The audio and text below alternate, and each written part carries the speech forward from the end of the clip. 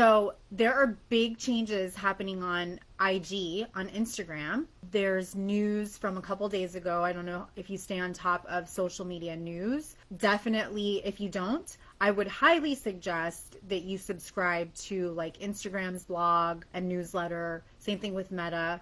It's always really great to stay on top of that because, although I do try and share as much as I can, because as an agency owner and as a marketing strategist, consultant, and mentor, it's my job to also stay on top of that. But just a little side note, those are great informational resources for you. So a couple of days ago, the head of IG came out with news that they are going to be making some changes to how they rank content in the algorithms. Did you know that there's more than one algorithm on IG? Each placement area, so the newsfeed, stories, reels, all of those have their own algorithms, okay? But what they're doing is they are going to be giving priority ranking to smaller accounts. But here's the catch, which is a good catch, and that's why I'm so excited about this.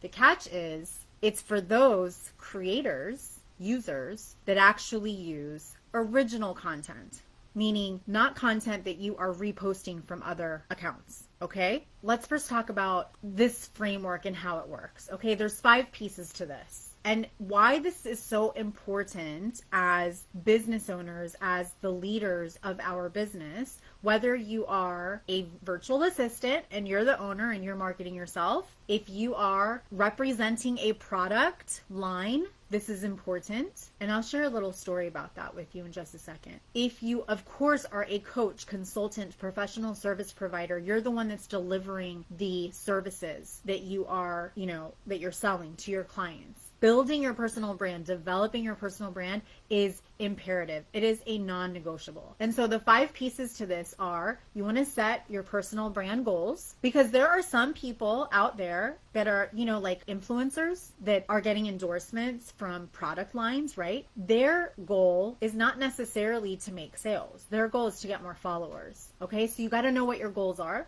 Number 2, you must build your personal brand based on your passion. And with that said, you got to know what your mission is, what your vision is, and how you're going to position yourself. Number 3, you need to know who your audience is. Don't tell me that you work with only women entrepreneurs. What kind of women entrepreneurs?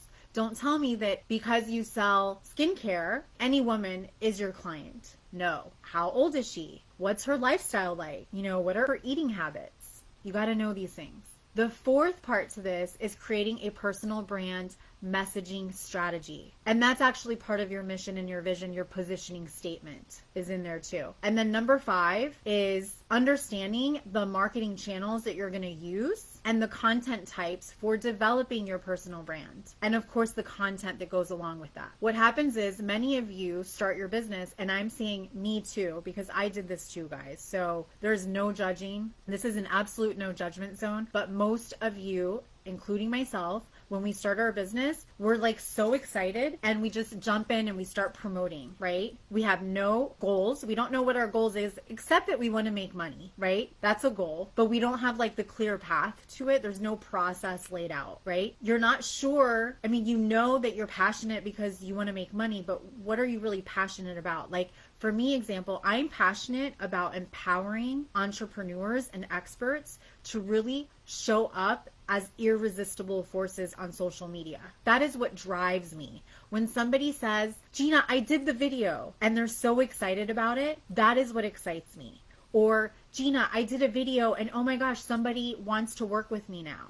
That is what excites me. Or when somebody says, Gina, I've been following all of your frameworks and your process, and I had a $60,000 launch in 3 days. That is what drives me, okay? So you got to know what those passions are. Your personal brand messaging. If you don't know what your mission is, what your vision is, and your positioning statement, you're not going to have a messaging strategy. You're kind of going to be like all over the place, right? You may be like talking about this one thing and then the next day you're talking about this other thing, and nothing clearly like is cohesive or goes together, and it's very confusing. And so, having that strategy down is really important, but these are things that you need to document. And then of course, where are you going to show up? So many of you are like jumping into these platforms without, number one, really using them yourself. You're just jumping into them. So be strategic about where you want to start and where you really want to hone in. So for example, Facebook has always been my jam. I'm also on Instagram. Instagram's not my jam. I have a love-hate relationship with it. However, these Instagram changes are going to change that. And I will tell you, honestly, it's because I will take full accountability, because it's truly because I just personally don't spend time there. So I don't see, for me, for my own business, I don't see the results coming from there because I don't spend time there. If I did spend time there, I would see the results because I know the strategies, I know the hacks, I know the tips. But I personally don't spend my time there. I don't engage there. I post there, but I don't engage, which is part of having a brand strategy. You do need to engage. For years, we have been repurposing my videos over to YouTube, but I have like 45 subscribers or maybe less. Why? Because I had no strategy there. We now are working on a strategy. I put it there and I'm fine. Like, I'm not complaining. I knew I didn't have a strategy. I was just like really dumping my videos over there, right? But you do things in steps. You don't need to do it all at once. So I'm going to guide you through that process. Even if you've been in business for a while and you still feel like you're just throwing raw spaghetti at the wall, I'm going to guide you through that process. So when it comes to setting your personal brand goals, okay, so remember, that's the first part of this framework. Before you can build a strong personal brand and positioning of your brand, you need to consider, why are you building this in the first place, right? So establish, what is your mission? Are you trying to network with more people? Are you trying to find a new job or start a new business? What are the goals that you're looking for? If you're already established, your goals are going to look different for you than they're going to like for someone that's just getting started, right? So this is going to then help you define and move you to the other parts of the framework. This is like creating a cake, right? Like, you don't skip, typically, especially if you're using a recipe, you're not going to skip steps. If you're creating a cake with flour, you can't not have flour in it, right? So same thing. It's just going to like fall to mush. And that's what happens, is a lot of times our marketing just fails and falls flat because we're not planning things out, we're not thinking about our goals, and we're not doing things in an order. We're skipping. For us, especially in the online space, we're skipping because we're seeing other things that are working for other people, and we just jump on what's working for them, not understanding that those people probably already did all this work, okay? All right, so here's some things to think about, like, as you are making that list for yourself for your goals, right? So consider, like, again, are you trying to build a stronger network? Are you looking to maybe build a new program, a new offer? Is it a new expertise that you're, interested in? Are you building new skills? So know what all those are. Make a list of those, okay? All right, number 2 is building your personal brand based on your passions. So in addition to being tactical with your goals, a key element is understanding what your passions are. And this may sound silly, but be personal about your passions. So I'm going to share a story with you. When I started my agency, I didn't at first start coaching. Like, at that point, we were 100% done for you with corporate clients. It wasn't until I started to do more in-person networking, because I left corporate America and I'm like, oh my gosh, I'm sheltered at my home office. I need to meet people.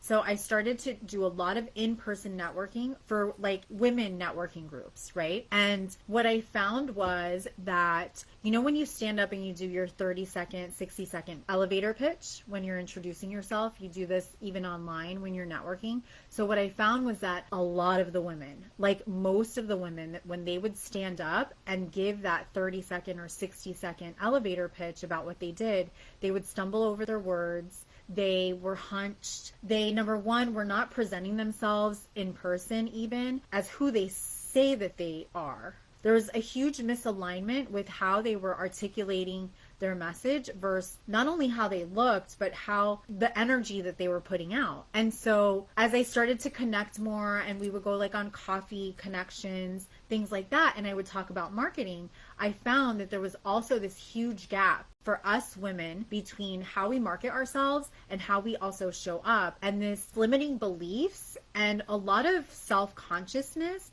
about how we show up as a woman. And that's really where my passion came from, to work with women, experts, entrepreneurs to really help you shine on camera. It came from that. And I integrate my, my love for fashion and style and all of that into it as well. My point to this is that is my personal passion. Okay. So it gives you a little idea of how to integrate your person, yourself, your personal brand into your passion.